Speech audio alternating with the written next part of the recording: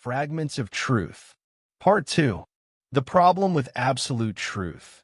Why letting go of certainty might bring us closer to understanding. Hi, my name is Marek Siratsky. I'm a professional mental health counselor. Psychology is my passion, but today I want to take a detour into philosophy, or more precisely, to that curious intersection between philosophy, science, and the human mind, the question of truth. Is truth fixed and eternal, or is it more fluid, shaped by context, experience, and practical value?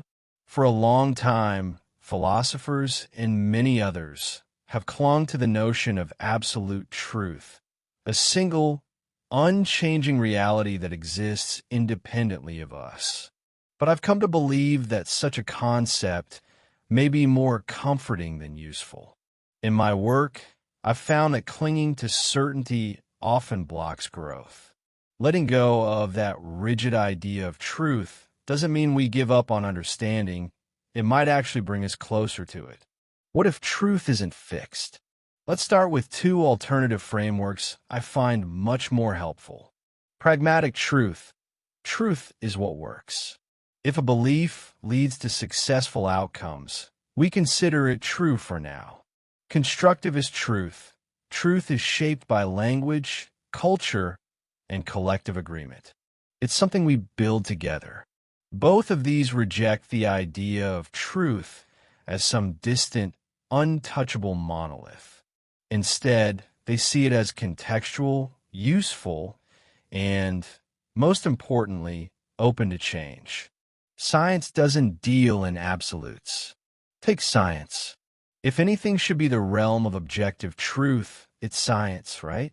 But look closer, and you'll see that science doesn't actually deal in absolutes. It's a method, an evolving process of modeling the world based on observation, experimentation, and correction. Newton's laws once seemed like eternal truths, until Einstein showed us a different layer of reality. Later, quantum mechanics added even more complexity, introducing a universe of uncertainty and probabilities. And even the most basic facts are more fragile than they appear. For example, we're taught that water boils at 100 degrees Celsius, but that's only true at sea level. On a mountain, it boils at around 68 degrees Celsius. In a pressure cooker, it's higher. Add salt, and the point shifts again. So if even the boiling point of water depends on conditions, how many other truths might be just as conditional? Science as a method, not a claim to truth. Science doesn't claim eternal truth, it claims provisional models. These models can be replaced or refined as our tools and knowledge improve. In fact, what makes science strong is not its claim to truth, but its openness to being wrong. A good theory invites scrutiny, not blind faith. As philosopher Karl Popper noted, the mark of a scientific theory is its falsifiability, the fact that it can, in principle, be proven wrong. That's the opposite of an absolute truth, which by definition cannot be disproven. Scientific progress happens precisely because we admit we don't know everything, and that humility is a strength, not a weakness. The physicist George Box put it beautifully. All models are wrong, but some are useful. Scientific truth is a moving target, always approached, never fully captured. Even math has its limits. Math seems like the ultimate example of certainty. But even here, we run into limitations. Gödel's incompleteness theorem showed that in any logical system complex enough to include arithmetic, there will be statements that are true but cannot be proven within the system. Even in the most rigorous, abstract domain, numbers and logic, some truths slip through our fingers. So perhaps it's time to stop asking whether something is ultimately true and start asking, is it useful? Is it coherent? Does it help us live better lives or understand each other more clearly? What truth might really be? In a pragmatic view, truth is what moves us forward. The belief that bacteria cause disease is true because it leads to antibiotics that save lives. If we discover something more accurate, we'll update that belief, and that's progress. From the constructivist view, truth is created through social processes. Legal systems, for instance, are full of truths that vary between cultures and eras. What's true in one country might be illegal in another. Even in science, consensus matters. Peer review, academic debate, replication studies all involve community agreement. Contemporary psychology draws on all three perspectives: pragmatic, constructivist, and coherentist. We value what works, therapy techniques, what fits together, theory building, and what makes sense in context, cultural sensitivity. We don't need absolute truths to help people heal.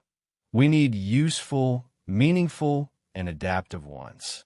But isn't this just relativism? You might be wondering, doesn't this mean that anything can be true? Isn't that dangerous? Not quite. Constructivist and pragmatic models don't mean anything goes. They call us to be grounded, curious, and open to dialogue.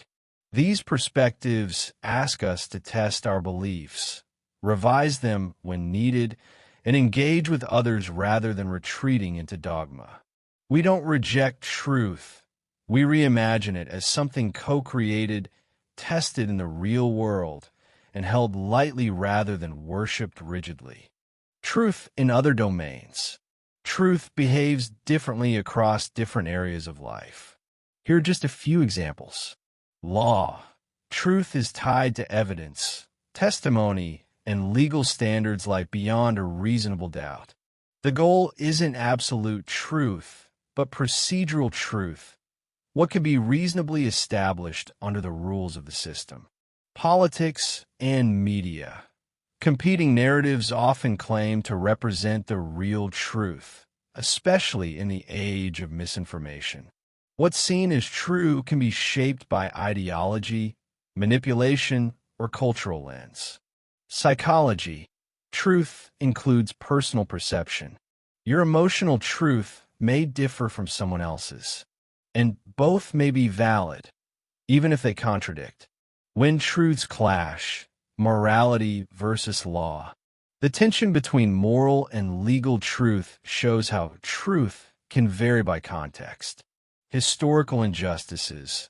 Apartheid and slavery were once legal, but they were never morally right. Whistleblowers. People like Edward Snowden may be legally guilty, but are morally justified in the eyes of many. Civil disobedience. Breaking the law could be an act of conscience, not wrongdoing. Philosophers have debated moral truth for centuries. Are there universal moral truths? Absolutism. Or does morality depend on culture? Relativism. Or maybe, like constructivists argue, moral truths are made, but meaningful, through shared reasoning? Final thoughts. The world is messy. Human experience is complex. And while absolute truth may sound comforting, it often fails to keep up with that complexity. What if truth isn't a final destination, but a path we walk together? What if it's something we build, test, question, and revise together? By letting go of the illusion of certainty, we open ourselves to deeper understanding. We stop pretending to have all the answers and begin listening, learning, and evolving. Truth, then, may not be something we find, but something we create responsibly. Not alone, but together.